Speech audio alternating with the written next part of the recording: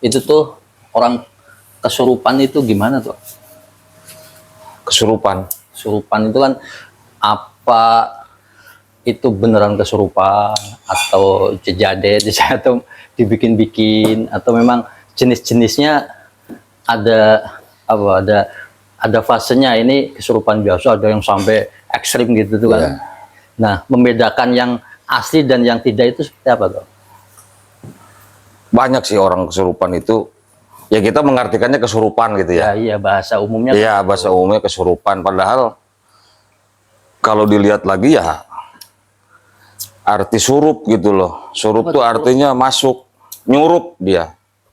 Oh, kesurupan tuh Iya. awal bahasa Nyurup. nyurup. Contoh itu masuk. Contoh gini, Oh, gimana? Kidalang nih. Kidalang wayang kulit atau wayang golek. Kata dalangnya, coba surupan katanya. Maksudnya intro masuk nih. Oh. Saya mau nyamain suara. Nah, Oh, gitu. itu masuk nggak antara suara dengan musik?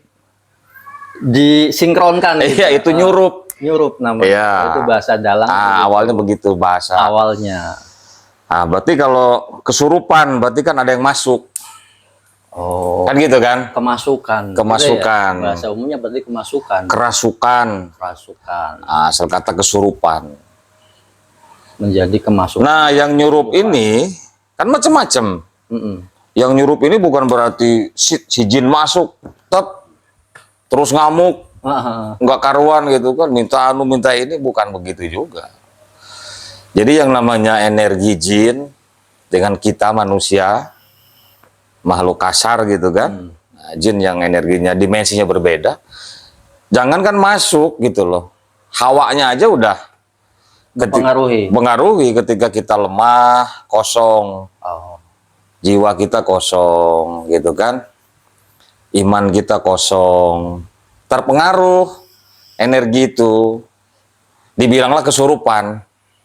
Nah, saya masih supaya bisa ketalar sama otak tuh gimana cara berkomunikasinya gitu, misalnya menjelaskannya gitu. Ya. Ini kan antara dimensi yang tidak nyata dan masuk ke alam nyata. Nah kan sebagian orang kan banyak yang kepengennya tuh yang masuk akal analoginya gitu. Nah itu diumpamakannya apa ya pantesnya itu ya supaya kita bisa menjelaskan ke orang yang benar-benar hanya bisa mencela gitu misalnya gitu, itu bisa terima sama akalnya. Oh iya kalau itu benar nalar gitulah ya. Gitu lah.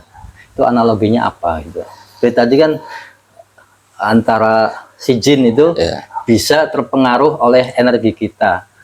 Itu kan kalau dibaca secara umum maksudnya gimana ya? Gitu kan. Artinya kan dua dimensi nih. Dua dimensi. Dimensi jin, dimensi manusia, jin. gitu bukan? Katakanlah dohir ya. Dohir sama gaib. Gaib. Ya, nyata bisa terlihat, teraba, tercium. Itu kita ya. Iya. Alam nah, ini kan nyata nih. Tuh, nyata dia. Misalkan jin di depan kita nih, kita nggak bisa. Nggak bisa. Karena beda dimensi. Iya, iya. Yang bisa rasakan apa? Ya rasa kehadiran dia. Oh, bukan dengan jasad kita. Enggak. Ya, ya.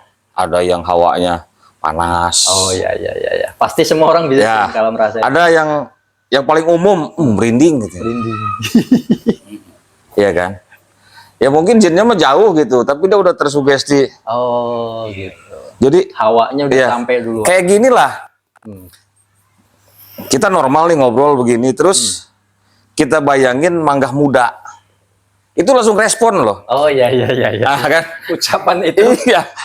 Padahal cerita kan, bukan iya. kita nggak ngelihat Manggah, cuman Manggah Muda gitu, dibayangin tuh. Langsung itu ada pengaruh. Lagi kayak gitulah gitu. Jadi sebetulnya bukan kesurupan itu. Nah, terus bagaimana caranya si jin itu masuk ke mempengaruhi raga kita tuh sehingga dia terus akhirnya bisa cerita ini, bisa cerita itu. Nah, itu gimana tuh? Ya, itu tergantung mekanismenya si jin tuh gimana cara menempel ke manusia. Kan ada yang asli ya, ada yang asli terpengaruh oleh si jin. Ada yang kesurupan itu dibuat-buat sendiri. Nah, yang asli gimana? Nah, yang asli ini biasanya si jin ini tahu nih psikologis orang itu, jiwa orang itu. Untuk menipu daya gitu kan.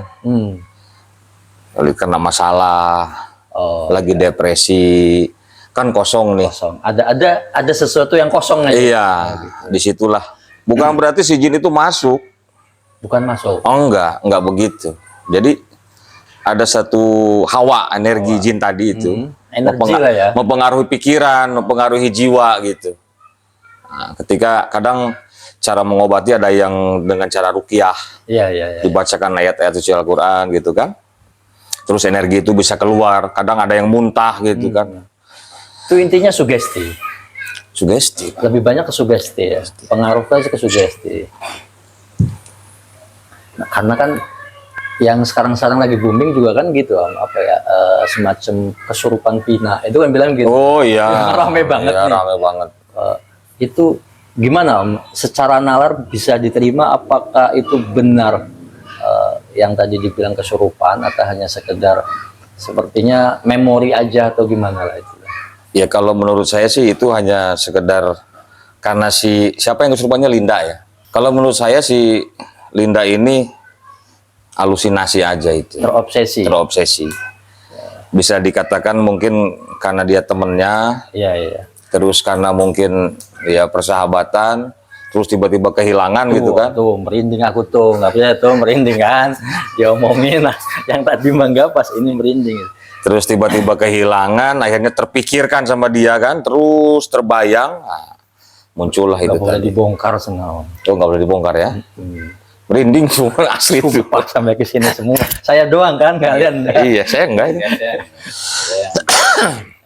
Tapi memang ada ya, Om, ya, secara orang kesurupan tuh memang ada ya, benar-benar itu nyata gitu. Nah, itu ciri utamanya gimana? Ada.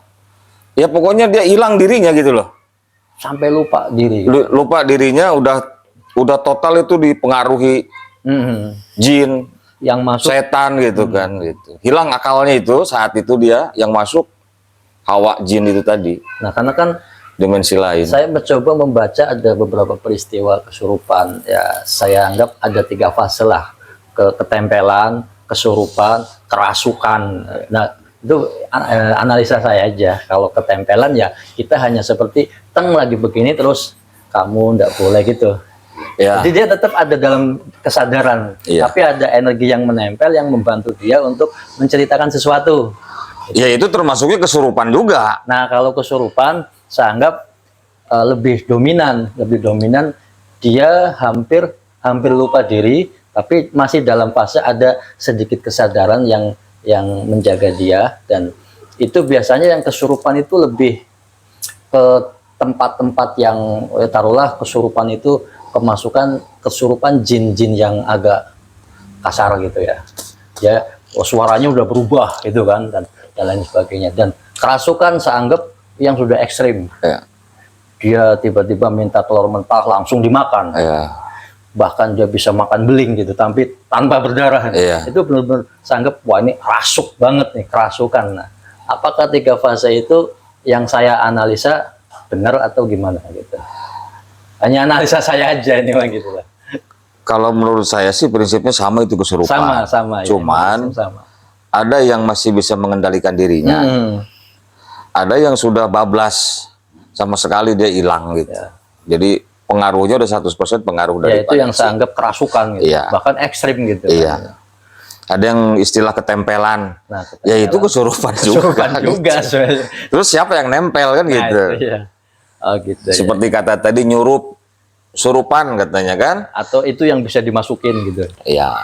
Kan ada orang yang ada juga bisa dimasukin, ada yang enggak gitu. Ada juga. Itu apa memang orang-orang khusus yang bisa dimasukin karena dia bisa menghilangkan satu apa yang ada dalam diri dia, misalkan tiba-tiba dia bisa kosong gitu. Jadi energi lain bisa masuk melengkapi lagi gitu. Pada dasarnya kita kan sudah lengkap, sudah sempurna ya. Semua sifat, semua energi sudah ada. Nah, otomatis energi lain nggak bisa masuk dong. Kita udah full kan. Nah, orang tersebut biasanya ada satu energi yang taruhlah energi atau sifat atau lamunan yang seharusnya dia harus dalam kesadaran dia terbawa kemana gitu. Akhirnya 01. Nah, energi itu masuk gitu. Bisa kayak gitu. Oh, kayak gitu ya. Berarti kalau misalkan yang masuk gede banget, dia hampir banyak yang dia lepas ya, yang dia kosongkan, sehingga energi itu bisa masuk ke dalam diri kita. Oh gitu ya.